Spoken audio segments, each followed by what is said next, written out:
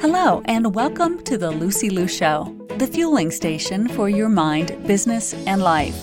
And now, here's your host, Lucy Liu. Hello, beautiful souls. Thank you for tuning in. I am here to remind you that you are a product of your decisions. You have the power to decide exactly where you want to be tomorrow. You get to decide exactly where you want to be 1 week from now, 1 year from now, 5 years from now. You are not a product of your circumstances. And this is why I'm bringing you today a story of overcoming. My guest today, Julie Theis, is a business coach, online marketing business strategist, psychology expert to high-level entrepreneurs. She went from a life of homelessness, foster care, chronic poverty to building a six-figure coaching and consulting empire. One golden nugget that Julie drops is that through her upbringing of chronic poverty, she took every chance of free education as gold. She drops so many golden nuggets in this episode, so be sure to stay tuned until the end. Enjoy the conversation.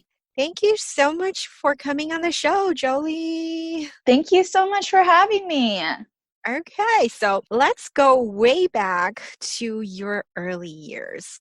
Tell us about your childhood. How was it like?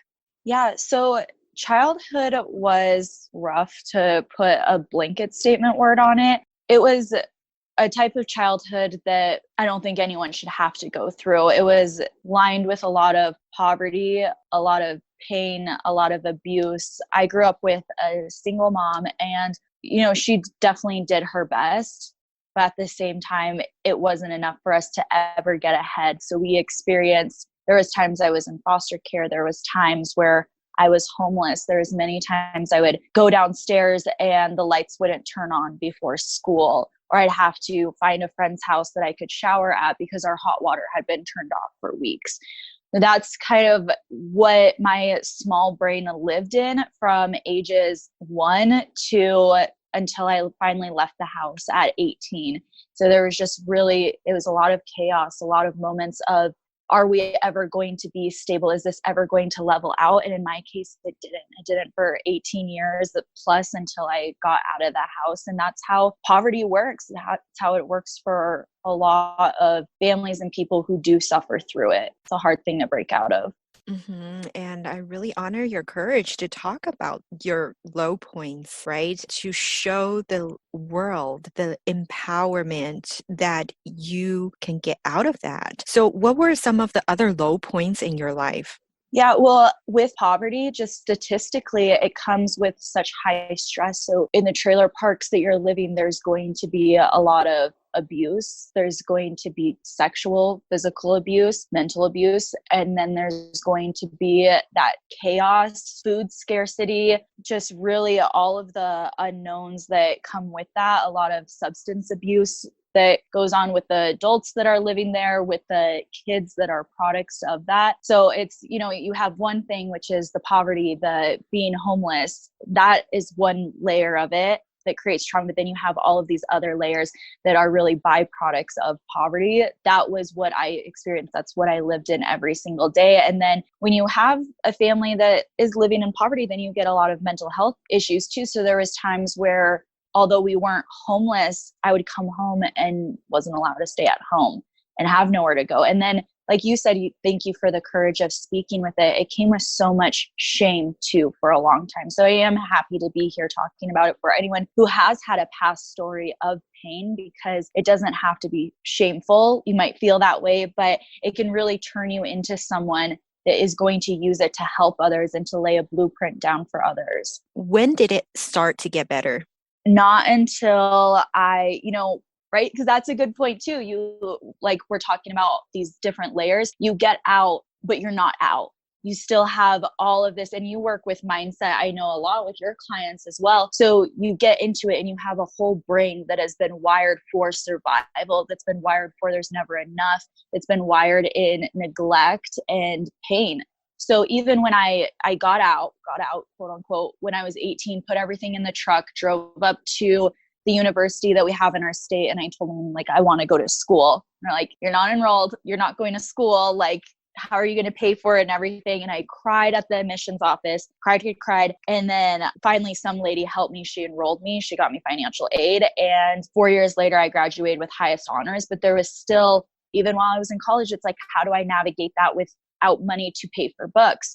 So I was stealing books. I was stealing food from the dining hall because I didn't have the meal plan that stretched out for all of the days. So it was a lot of stuff, I feel like, that compounded in it. And then it's about, how do I create a better life when this is really laid out in almost my bloodstream? It's what I'm carrying with me every single day. And so it really started changing. I say my two loves were finding psychology mastery and business strategy. And that's what I implement for all my clients working as a business coach. And so my undergrad degree is in psychology. So I really found, how does the brain work? How can I make the brain start to work different? And then on top of that, my passion became, how do we find financial freedom for other women? And I found that in entrepreneurship, and that's where I became very passionate about teaching that. So really only in the last few years, and there's still stuff, of course, I'm going to struggle with, I'm going to bring in from my past. I really try to teach my clients, it's not about getting to this place of ultimate bliss. It's about, how can you create results even when you're struggling? What would you say was the top few barriers or constraints that you had to crush in order to get to where you are today? I would really say the top one was believing that I could be anyone else besides a girl that came from a trailer park, because I really had to find evidence and hold on to it like magic, that I could be someone else. There wasn't any evidence to say that I was ever going to be anyone different. There was no evidence to say that I could ever help people, that I could be a role model for people, especially where I came from. And I had to believe in it, like you believe in Santa Claus, or like you believe in magic, like you believe in something that you can't see yet.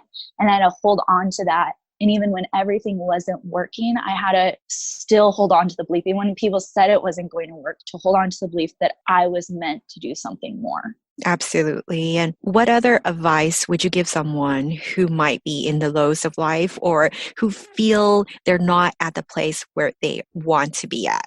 Mm-hmm. I would really say, kind of like going back how I said that bliss isn't just something that you reach. I hear a lot of people and they're like, oh, I hope you find happiness. But you're going to find happiness and you're going to find sadness. How I teach, and I'm different than a lot of life coaches or coaches on the market, because I'm not teaching, just be happy, just think this. I recognize you're going to have pain. I recognize you're going to have bad days. You're going to have sadness. And so the advice I would say for people who are in it is, don't take away your power, that you can still create results in your pain, because you can. And that's been what I have shown that's been my trajectory, and what I've shown hopefully to people who look up to me and to my clients. But it's not about, I have to be perfect. I have to get to this ultimate bliss point, this ultimate happiness point, this ultimate healed point before I can help people, before I can make an impact, before I can follow my dreams. I was going towards my dreams head down, even while I was still being torn down. So for anyone who's in it, I would say, don't wait until you're better. Start in the pain. Oh yeah, as women, we are never ready. We never really actually feel ready for the next version of ourselves, right? So when your clients feel not ready, what do you do to push them? I would just ready doesn't exist. You're never going to feel ready. And I always say, use it as a signal that that's what you should do. Our next level self is outside of our comfort zone. So what does that mean when we feel uncomfortable, when we feel like we're not ready? Take it as a sign and be like, oh yeah, this is exactly what I meant to be doing. So many people run away from feeling uncomfortable. And instead I say, run towards that. If you find something in your day that makes you uncomfortable, like, oh, this doesn't feel good, I have anxiety about this, I don't know if I'm ready for this, take it as a sign, like, thank goodness, this is so good. You just hit the jackpot of where your next level self is. Absolutely. I love that analogy. Would you say you have some failures along the way? For me, in the typical sense of how someone might define it, probably yes. But for me, I always say I don't believe in failures, because all of it was lessons that I needed to learn along the way. And I wouldn't ever want to take those away. And so everything that you're going through is making you into a person. So I always say, how can I say that I failed. And I use this example sometimes with clients about the stock market. It'll go up and then it'll go down, it'll go up and it'll go down. But the only time the stock really fails is if the company goes bankrupt, you take your money out before it was about to go up. So I say that in life too. It's like the only time we really fail is if we take ourselves out of the game or we completely give up. And for me, I haven't ever completely taken myself out of the game. I've pivoted, I've changed. I've had goals I thought that I wanted that I didn't reach, but then I capitalized on those. So things have changed, but they weren't failures because I never took myself out of the game. Your story of overcoming is really amazing to me. Did you overcome through these mindset blocks yourself, or did you have mentors or coaches to help you? I started right when I was in college with a counselor, and I really do feel like that saved my life. There was so much progress that needed to be made in the beginning because I was consistently living in fight or flight. So there was just basic needs, like Maslow's hierarchy of needs, that I just didn't even have the basics down. So that's where I started. And then getting into it, learning about psychology from my professors. And that's what I studied. That's what I did my undergrad research in. And that's what I went on to study in for my master's. So I learned a lot just about the human brain and always wanted to apply it to myself. Something too, growing up poor, I never had resources. So I took free information like gold. If someone's listening to this podcast, take it like gold. Because I sat in a room and I remember my RIT 101 teacher, she was also a life coach, and she was giving us just this gold. And I could see all the other kids, they're kind of rolling their eyes. They're not going to take it and they're not going to implement it. I'm sitting there with a notebook because I valued free information so much because I couldn't pay for anything at the time. So I think it's great for anyone who finds this podcast, take what we're saying on here, because there's gold in this, and you really can take the free stuff and apply it, and it can change your life. And then when you're ready, so that's where I started. Then when I was ready, I started to up level. I did, for a long time, I was figuring out with myself, figuring out everything that I learned with psychology. And then yes, I eventually got my first business coach when I wanted to start my own business, hired another one. I told you before when we were talking that you're like, do you have a coach? I'm like, I have 5, literally have 5. So I absolutely believe in the power of investing in yourself, because there's so much you can do on your own, and I do everything I can on my own, but then I want to know more. I love that. Thank you for sharing that with us. Yeah. What is your favorite quote? The quote that I have, it's right when I wake up. It's the first thing I see. It's very simple. And all it says, I've had it there for years when I was struggling. I made it. I put it in a frame. I typed it out on Word and put it in a frame. And I look at it every single day. And all it says is, I can and I will. And I love the simplicity. I love the power. And to me, it just states, whenever I say I'm going to do something, I can do it. I have the ability to do it if I believe in it, and I will. I will do everything I say I'm going to do. And that's one of my highest values. One of the things I'm most proud of is if I say I'm going to do something, I'm going to do it. I love that. And now that you are successful, do you still have those low days? Yeah, absolutely. And I hope people know that too. I think so often you get a role model and you put them on a pedestal and you're like, oh, they're so perfect. And they're just, always on fire. They're always happy. And I could never be like that. What I love to show to my clients is we aren't that different. The only difference is when I am in the pain, I keep going and I work through it. But I want people to stop. Your role models that you have on this pedestal, they do still have bad days and they have struggles. They have fears. We have insecurities, but we're acting. And this is what a true leader will do. We will act in spite of the bad days, in spite of our fears, in spite of our doubts, in spite of our insecurities. And that is the only difference, I believe, and the only bridge you really need to cross to the success. Can you share with us a couple tips or tools that you do on those little days? What do you do to reset your own mindset? I think, I feel the emotion. There's, with this personal development world, I think there's a lot of, just switch your mindset. Just switch your mindset. We're not going to acknowledge the fear and the pain and the root of the cause. So when I am having the bad days, I really try to identify, where is this coming from, instead of being like, oh, I'm just going to listen to a motivational podcast and we're going to not think about this. I sit in it. I make myself sit in it, because that's the only way we do heal from it. You can put a rug over, spilled milk, and the spilled milk is still there, right? So feeling the pain, work through it. Challenge yourself not to turn on the music, not to turn on the podcast, not to just grab bottomless mimosas with friends.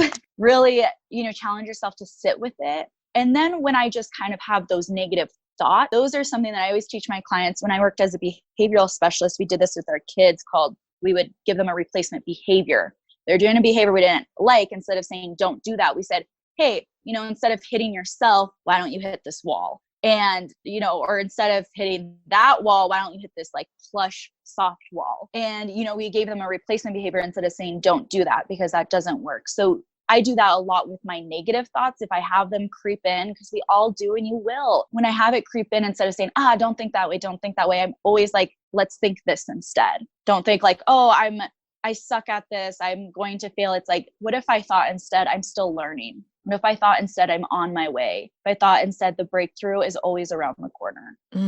Thank you so much for those gold. Where can our listeners connect with you online? Yeah, so I run a free Facebook group. That is the best way to find me. And I would encourage everyone who is listening to this, if you got value from it, please join it. It's called Intentional CEO. It's on Facebook, and I put out consistently free business tips, advice, a lot of this life stuff. And also it's a place where the entire community, I think we're almost at 1,400 members, also puts out their business advice, their life advice on it. So it's a beautiful group. That's the best way to find me. But you can also find me on my Instagram, which is @_Julie Theis, and my website if you want to talk more one-on-one, which is julietheis.com. And I'll be sure to include those in the show notes so you know how to spell those. Thank you so much for having me on here. I really love what you're doing here. I think this podcast is a beautiful place for people to come and to listen. Thank you. Have a blessed day. Thank you so much.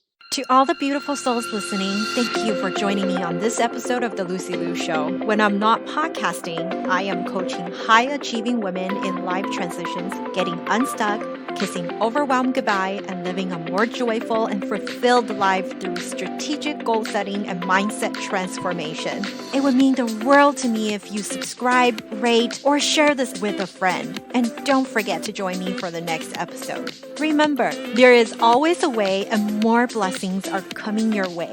For free resources and show notes, head over to LucyLuCoaching.com.